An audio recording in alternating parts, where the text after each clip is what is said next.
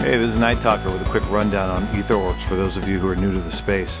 Orcs is the first 100% on-chain game.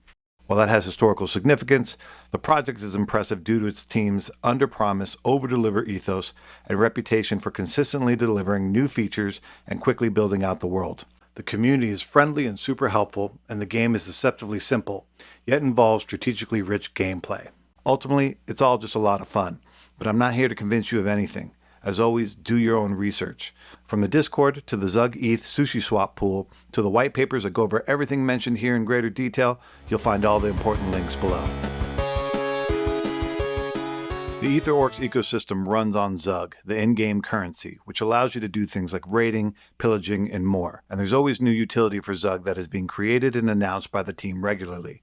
Because only Genesis Orcs can produce pZUG, they are all inherently valuable in terms of their importance to the game.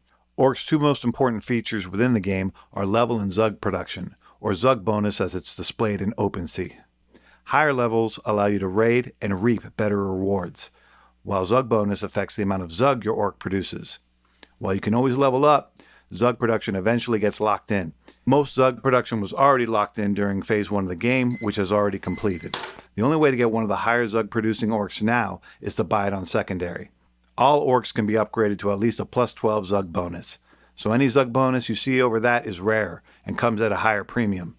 In other words, if you see an orc with a plus 13 pZUG bonus at the floor, that's good value. For that reason, most orc holders value pZUG production over level when buying orcs. When you see pZUG bonus on OpenSea, this is in addition to the 4 pZUG per day every orc produces. As for orc body types, they don't affect gameplay, but some people value their rarity and aesthetics. Albinos are the most rare, and midnight blues are the second most rare.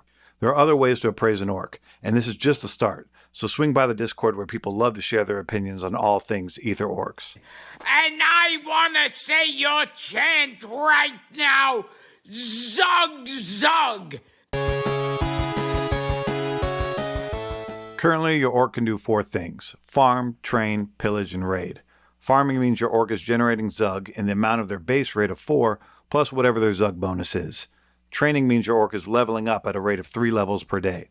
With farming or training, your orc will continue this action forever until you unstake or command it to do a different action. Also, while farming or training, your orc can pillage for better gear. Pillaging means acquiring better pZUG producing loot for your orc.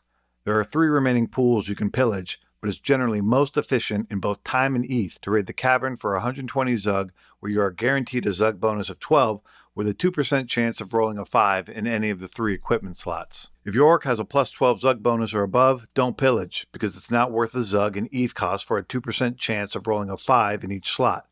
You can pillage for 1, 2, or all 3 slots, but keep in mind your orc loses its current equipment in the upgrade.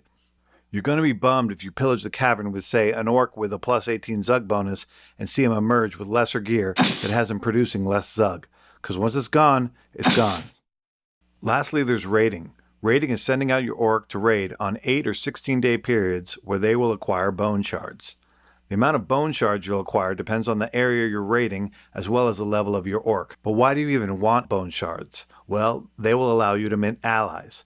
The first of which is shamans, the second of which is ogres, and then there's 2 more classes of ally coming up after them. It costs pZUG to raid, and each area has its own pZUG fee to raid. When sending your orcs out to raid, you will receive a 10% discount if you go on a double raid and send them out for 16 days. When they're out raiding, they are unreachable and can't perform any other actions, but your orc is hardy, and there's no risk of it dying or disappearing even if it fights that damn monster crab. That's right! pZUG, pZUG! Did I mention to say pZUG, pZUG?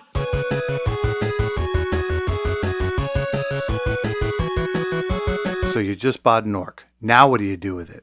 This is where the fun and strategy come in. And there are different strategies available to you based on what your goals are and how many orcs you own.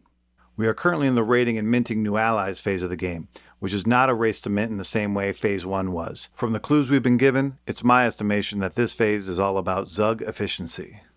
If you own 1 orc, then it's a good idea to train them to level 10, buy 120 pZUG from Sushiswap, and pillage the cavern to max out their pZUG production. After that, keep training so you can get to the higher level raid areas and send your orc off to raid and acquire bone shards. When should you stop training? That's part of the strategy, baby. But the higher level you are and the higher the level of raiding area you visit, the more efficient you'll be with your ZUG expenditure. If you own 2 orcs or more, the orc with the highest ZUG bonus should farm, and the other one should train to achieve higher levels to balance ZUG production with acquiring the rewards that only higher level orcs can attain. If none of your orcs have a plus 12 ZUG bonus and are producing 16 ZUG a day for you, get them there by pillaging the cavern as explained previously. Depending on your budget, you may still want to purchase ZUG from Sushiswap when it's cheap, so you don't have to wait to acquire ZUG. As you can see, the strategies get more rich and varied the more orcs you have. And again, visit the Discord to talk to experienced orc holders who love to talk strategies and give you a bespoke path forward for you and your orc crew. Do check out the Shaman white paper below to learn more about what's coming. See you in the Orcverse, friends. The age of men is over.